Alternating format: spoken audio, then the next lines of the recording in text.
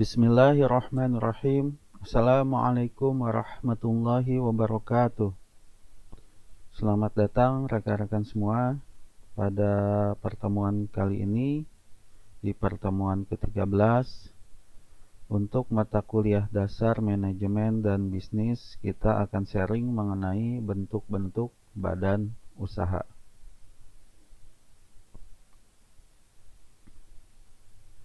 Baik, badan usaha itu kita sudah banyak mendengar ya, banyak sekali jenis-jenis yang digunakan di badan usaha. Ada beberapa jenis gitu ya.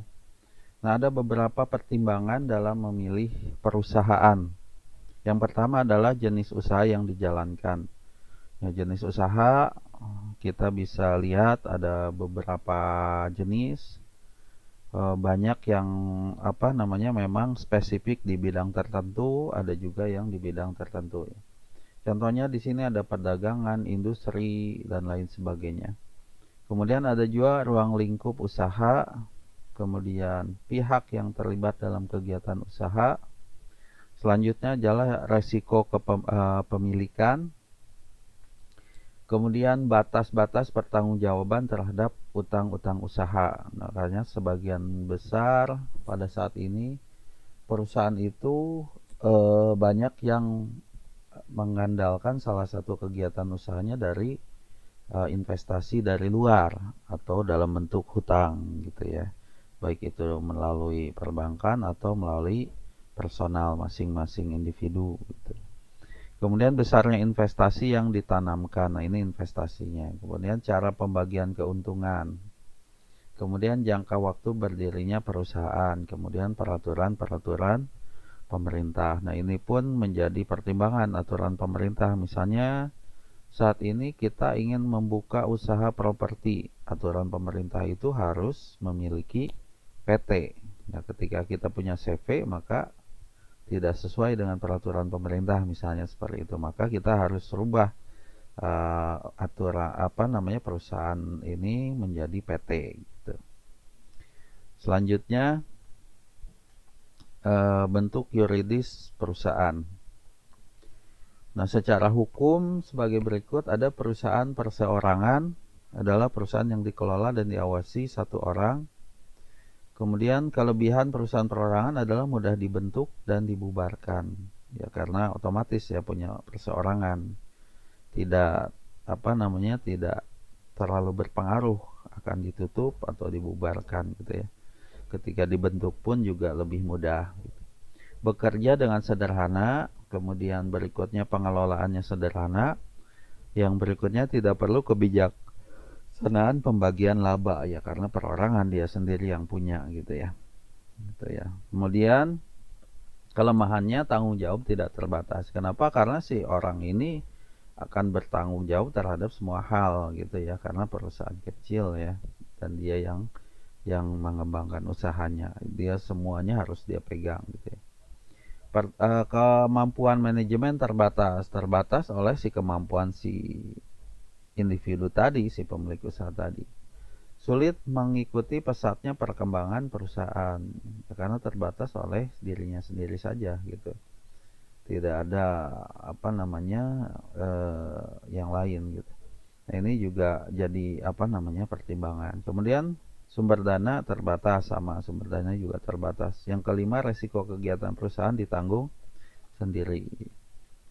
Berikutnya firma. Firma ini bentuk badan usaha yang dibentuk oleh beberapa orang dengan menggunakan nama bersama atau satu nama yang digunakan gitu, untuk sama-sama digunakan di perusahaan. Kemudian semua anggota bertanggung jawab bersama-sama atas nama sendiri maupun bersama-sama terhadap utang perusahaan. Kelebihannya, firma ini prosedurnya relatif lebih mudah. Kemudian mempunyai kemampuan finansial lebih besar karena tadi terdiri dari beberapa orang. Digabung dananya otomatis akan lebih besar karena gabungan dari beberapa modal tadi. Kemudian keputusan bersama dengan pertimbangan seluruh anggota sehingga menjadi lebih baik. banyak kepala yang ikut membantu berpikir gitu ya. Kelemahannya, utang perusahaan ditanggung oleh kekayaan pribadi para anggota firma. Nah, ini masih seperti itu, masih berhubungan dengan individunya masing-masing, tetapi tetap bersama-sama anggota, hanya ditanggung oleh kekayaan pribadi si anggota firma ini. Kelangsungan hidup perusahaan tidak terjamin, sebab bila satu orang anggota keluar maka firma bisa bubar. Ya seperti itu ya. Ini resikonya. Kemudian ada perseroan komanditer atau CV ya. Kita sering dengar kata CV apa, CV apa. Nah, ini ya bentuknya. Ini didirikan oleh beberapa orang yang menyerahkan dan mempercayakan uangnya untuk dipakai dalam persekutuan. Nah, ini dikelompokkan untuk sekutu ini menjadi dua sekutu. Yang pertama sekutu komplementer, yang kedua sekutu komanditer. Untuk komplementer di sini istilahnya komplement, pelengkap gitu ya. Jadi bertanggung jawab penuh dengan kekayaan pribadinya ya. Nah, ada orang yang bersedia, ini adalah orang yang bersedia memimpin pengaturan perusahaan dan bertanggung jawab terhadap kekayaan pribadinya tadi ya. Dia yang akan melengkapi kegiatan usahanya gitu ya. Yang kedua, sekutu komanditer ini mempercayakan uangnya dan bertanggung jawab terbatas pada kekayaan yang diikutsertakan dalam perusahaan. Nah, kalau komanditer sebagai istilahnya orang yang invest gitu ya, yang memasukkan uangnya saja gitu ya. Sedangkan yang sekutu komplementer ini yang akan betul-betul melengkapi kegiatan usahanya, istilahnya menjalankan kegiatan usahanya seperti itu. Kemudian kelebihan CV ini prosedurnya relatif mudah. Modal yang dikumpulkan lebih banyak karena tadi ada sekutu komanditer juga.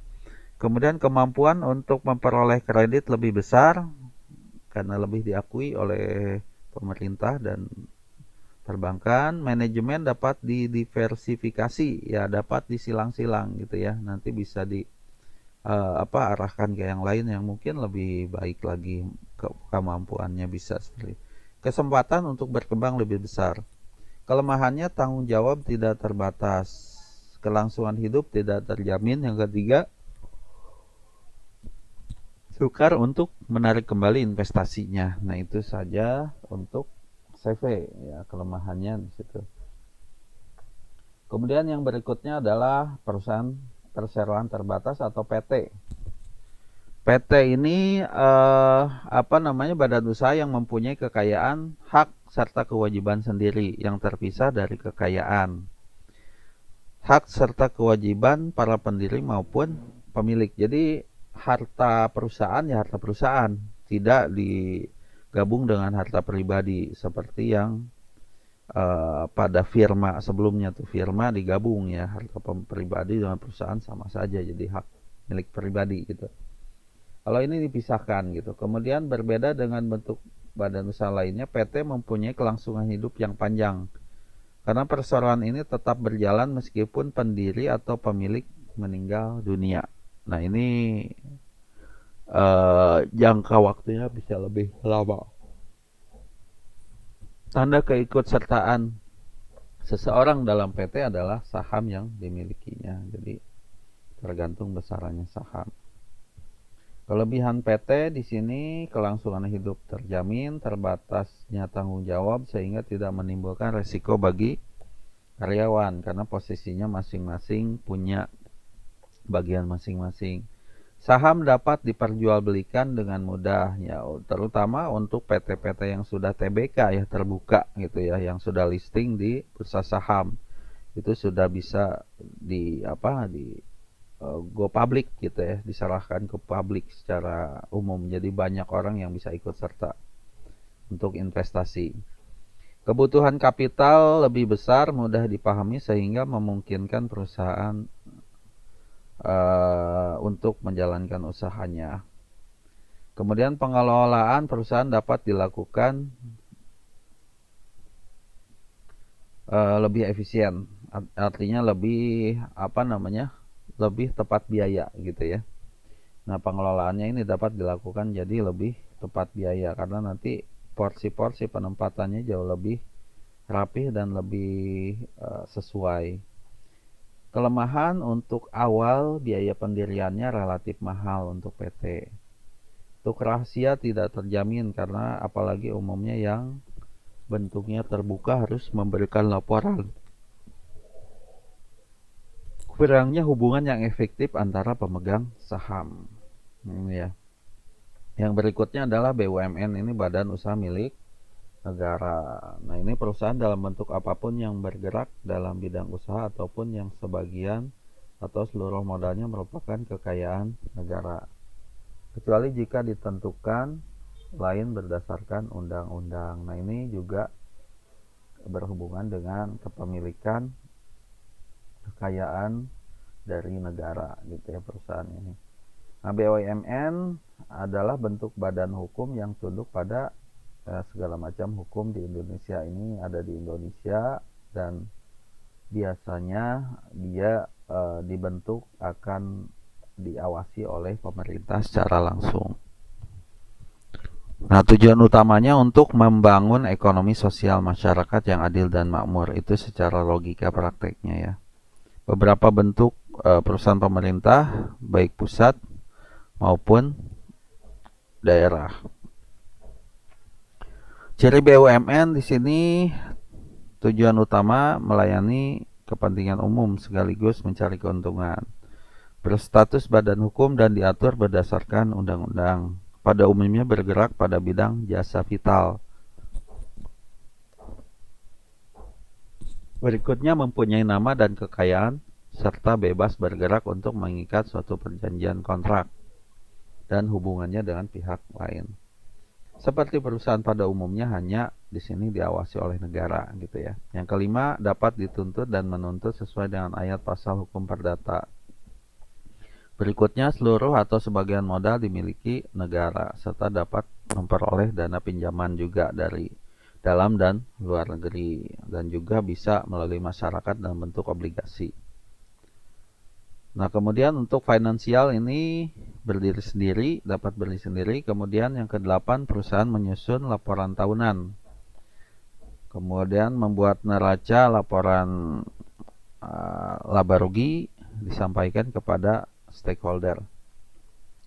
Yang berikutnya adalah koperasi. Nah, koperasi ini badan usaha yang beranggotakan orang-orang atau badan hukum koperasi yang berlandaskan kerakyatan, ekonomi kerakyatannya dan azas kekeluargaan. Kemudian koperasi ini tujuannya dibentuk untuk kesejahteraan anggota yang ada di dalamnya gitu ya.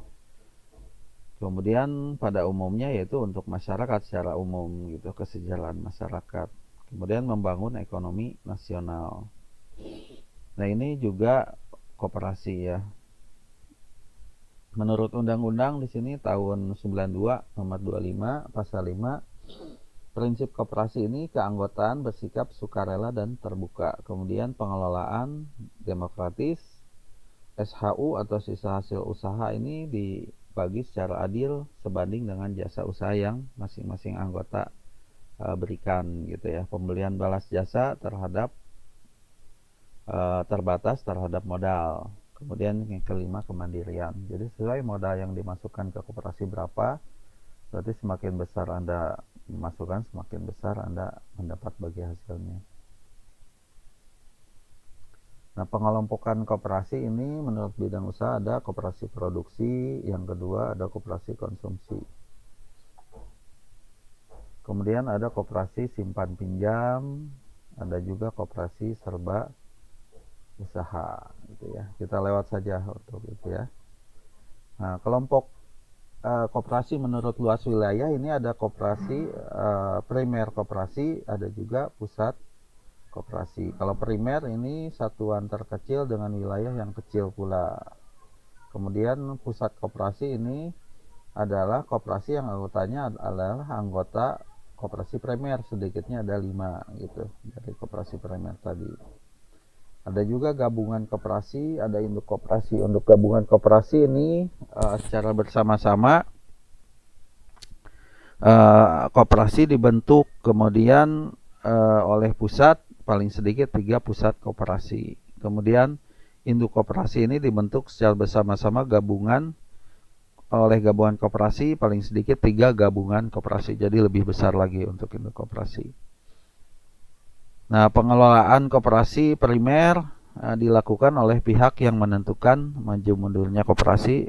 Ya, di antaranya ada rapat anggota, pengurus, dan pengawas di sini ya. Nah, untuk penggabungan dan kombinasi perusahaan. Selanjutnya, penggabungan usaha terjadi karena perusahaan kecil umumnya mempunyai pasar terbatas, maka butuh untuk bergabung agar bisa menghasilkan produksi yang lebih besar. Jadi bisa menguasai pasar yang lebih luas. Yang kedua, kuantitas bahan baku perusahaan relatif kecil. Yang ketiga, suplai bahan baku juga kecil, itu ya. Kemudian yang keempat, keinginan untuk bersaing dengan barang impor yang sering harganya relatif lebih murah. Nah, kemudian yang kelima, untuk menggunakan teknologi baru yang efisien dan efektif.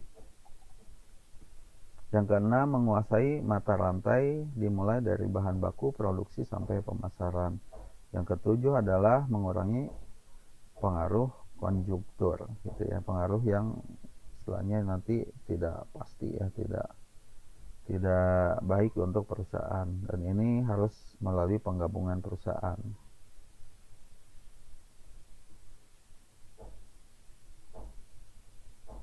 Penggabungan vertikal integral. Nah, ini ya.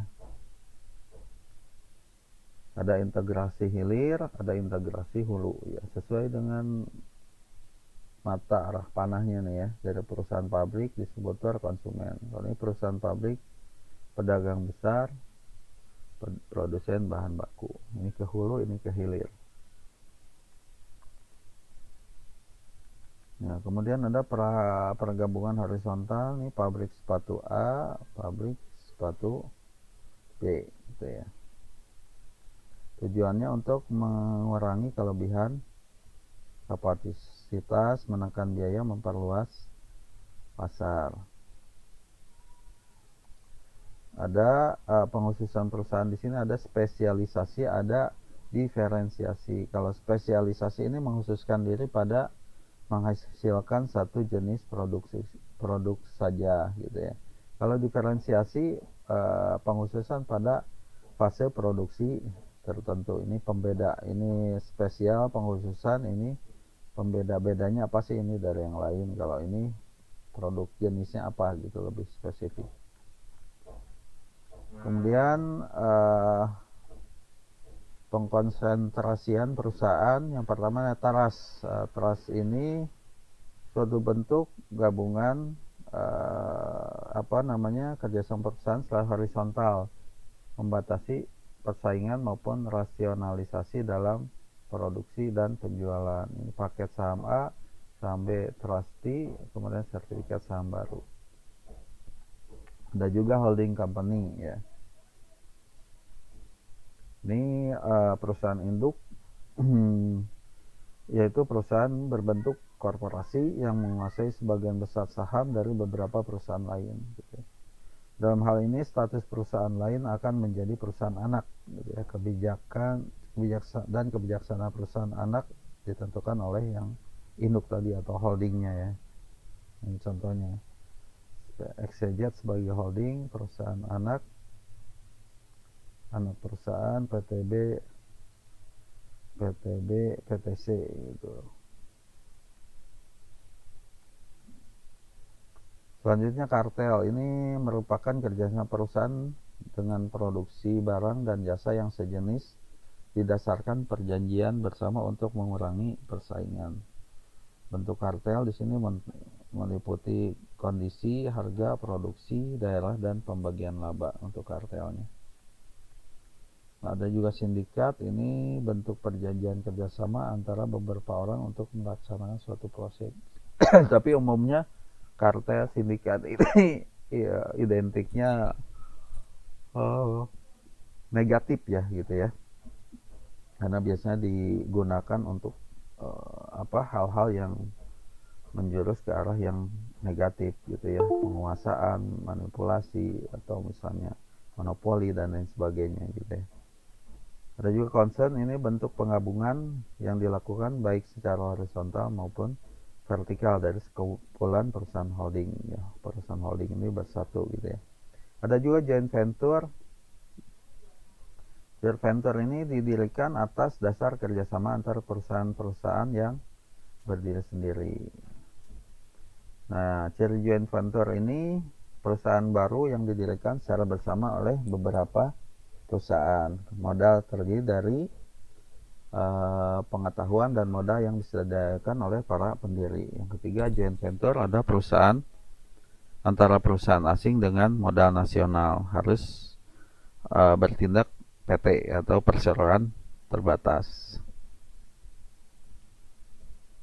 Kemudian juga ada trade asosiasi, ini persekutuan beberapa perusahaan dari suatu cabang perusahaan yang sama dengan tujuan memajukan anggota, bukan mencari laba. Contohnya kalau di sini ada PHRI ini ya, Persatuan Hotel Republik Indonesia. Ini lebih ke untuk asosiasi ini saling membantu ya ketika ada masalah di anggota asosiasi tersebut gitu ya.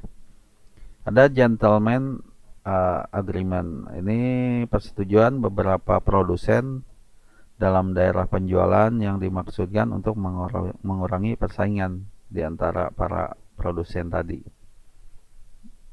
Ada lembaga keuangan, atau kita sebut lembaga keuangan ini biasanya disebut intermediari atau lembaga mediasi ya, lembaga mediator lah istilahnya gitu ya, yang mempertemukan dua pihak. Nah, lembaga keuangan ini ada dibagi dua, ada lembaga keuangan berbentuk bank, ada lembaga keuangan berbentuk bukan bank. Nah, ini bank sendiri menurut Undang-Undang Nomor 7 tahun 92 adalah badan usaha yang kegiatannya menghimpun dana dari masyarakat dalam bentuk simpanan, kemudian menyalurkan juga kepada masyarakat dalam bentuk kredit guna untuk meningkatkan taraf hidup masyarakat. Fungsi perbankan ini dalam arti luas adalah alat pemerintah untuk menjaga kestabilan ekonomi moneter dan keuangan. Dalam arti sempit adalah fungsi pokok perbankan untuk menarik uang kartal dan uang giral dari masyarakat yang menyalurkan ke masyarakat yang lain. Peranan perbankan di sini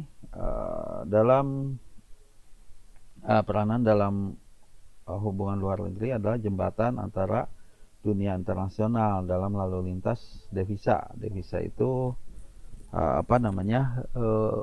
mata uang, bentuknya biasanya dalam bentuk mata uang asing yang didapat. Misalnya kita devisa negaranya dari Malaysia, berarti kita punya dana uang ringgit. Ketika kita transaksi dengan Malaysia, kita bisa menggunakan uang ringgit tadi untuk bertransaksi. Kalau devisa negaranya dari Amerika, berarti bentuknya dolar. Nah, ketika kita punya banyak dolar, akan transaksi di luar menggunakan dolar, maka dolar kita tercukupi karena devisanya banyak misalnya, karena kita banyak mengumpulkan uang dolar. Seperti itu. Moneter dan perdagangan serta membantu terjadinya perdagangan ekspor impor, pariwisata dan transfer uang. Nah, ini untuk peranan perbankan yang pertama. Yang kedua, di dalam negeri berperan sebagai pembimbing masyarakat dalam menabung dan juga dalam proses pengambilan kredit. Nah, jenis bank di sini menurut fungsinya ada bank sentral, bank umum, bank tabungan, bank pembangunan, bank perkreditan rakyat, dan bank campuran. Kemudian lembaga perbankan menurut kepemilikan ada BUMN, ada bank usaha umum swasta, pembangunan daerah, dan bank asing. Yang kedua, yang berikutnya adalah lembaga keuangan bukan bank atau LKBB. Ini merupakan badan yang melakukan di bidang keuangan secara langsung atau tidak langsung menghimpun serta memberikan pinjaman jangka pendek 1-5 tahun dan juga jangka panjang di atas 5 tahun. Lembaga keuangan bukan bank merupakan badan hukum yang didirikan oleh WNI atau warga negara Indonesia dan dapat melakukan kerjasama dengan pihak asing dan dapat juga sebagai badan hukum asing dalam bentuk perwakilan dari lembaga keuangan yang berkedudukan di luar negeri. Gitu. Jenis lembaga keuangan non-bank ini menghimpun dana, jenis usahanya menghimpun dana dengan jalan mengeluarkan kertas berharga.